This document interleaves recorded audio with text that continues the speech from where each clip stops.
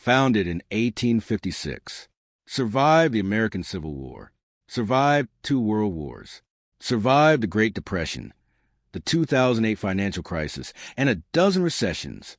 And then, in 72 hours, it was dead. Not because of a market crash, not because of a bank run, but because of one tweet, one hedge fund, and a CEO who spent more time on LinkedIn than in the boardroom. Credit Suisse wasn't killed by history. It was killed by hubris. And the scariest part? The same people who let it die are still running the banking system. The story. The bank that survived everything except IDF in 1856. Alfred Escher, a Swiss politician and railway magnate, founded the Schweizerische Kreditanstalt in Zurich. Switzerland was poor. The railways needed money. Escher needed a bank. And so Credit Suisse was born.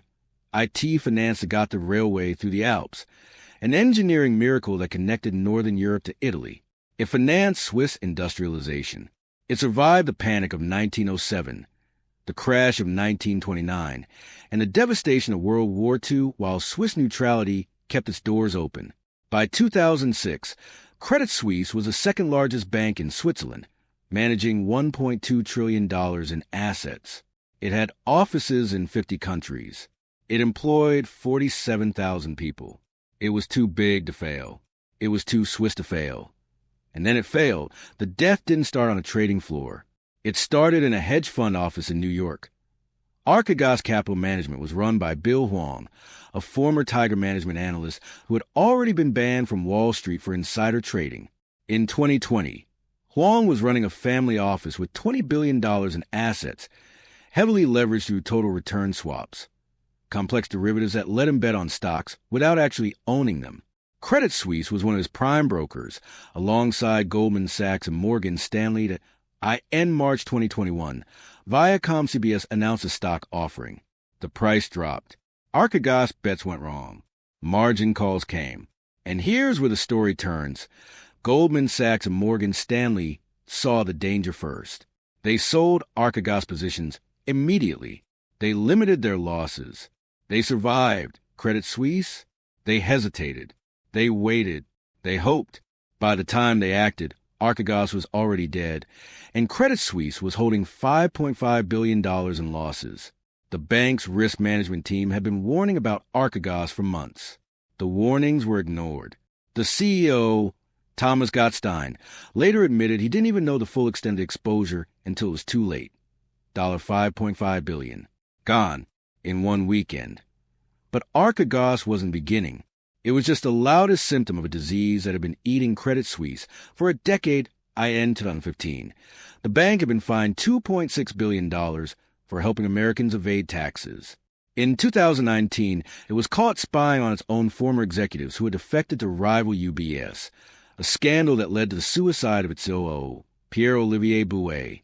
In 2020, it lost $1 billion on collapse of Greensill Capital, a supply chain finance firm that Credit Suisse had packaged into $10 billion in investment funds. The funds were marketed as low risk. They were not low risk. They were backed by invoices that didn't exist, companies that were insolvent, and a business model that was essentially a Ponzi scheme with better branding. The Greensill's founder, Lex Greensill, was a former sugarcane farmer from Australia who had somehow convinced Credit Suisse to bet billions on his idea. He flew on private jets. He hired David Cameron as an advisor. He gave speeches at Davos. And when his company collapsed, Credit Suisse investors lost everything while Greensill walked away. The bank's response: they fired a few mid-level managers. They paid some fines. They promised to do better. And they kept the same executives who had approved both Archegos and Greensill in the first place. By 2022, Credit Suisse was bleeding. Clients were withdrawing money, $120 billion in the final quarter alone. The stock price had fallen 60%. Credit default swaps, insurance against the bank's failure, were pricing in a real chance of collapse. And the bank's leadership was still insisting everything was fine. The CEO, Thomas Gottstein, resigned in July 2022. His replacement? Ulrich Korner, a former asset management executive who had spent the previous decade helping build the very divisions that had caused the disasters. The board dominated by insiders who had overseen the decline, promoted one of their own that corner strategy was public relations. He gave interviews. He wrote LinkedIn posts about transformation. He hired McKinsey to write a report.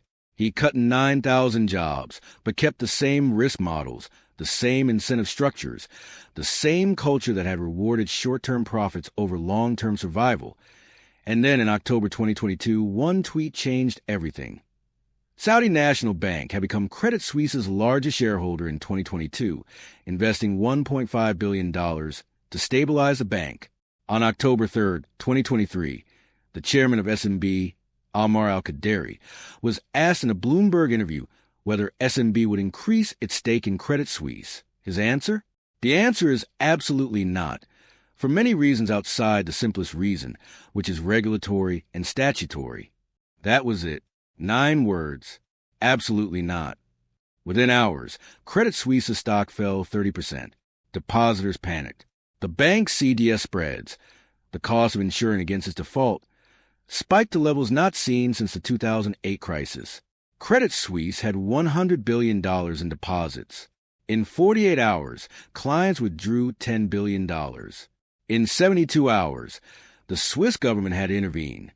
The same bank that had financed the Alps survived 2 world wars and managed over $1 trillion, killed by 9 words in a Bloomberg interview on March 19, 2023. Swiss regulators announced that UBS would acquire Credit Suisse for $3.25 billion.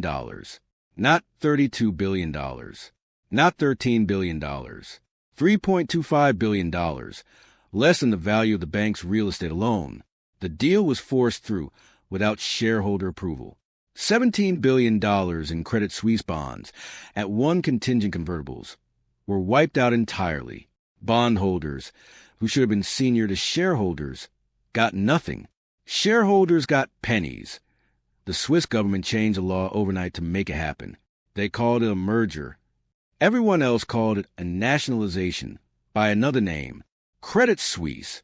167 years of history, $1.6 trillion in assets under management, a symbol of Swiss banking excellence, was worth less than a mid-sized American regional bank. And the people responsible?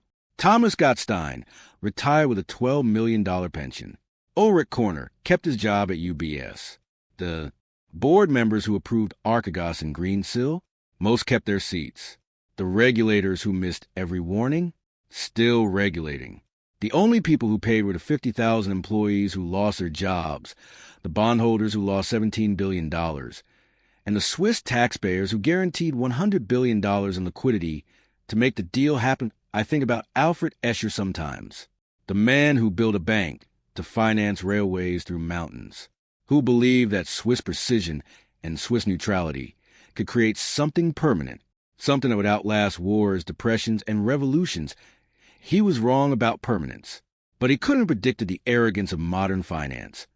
The belief that risk could be modeled, that derivatives could eliminate danger, that a bank's reputation was just another asset to be leveraged.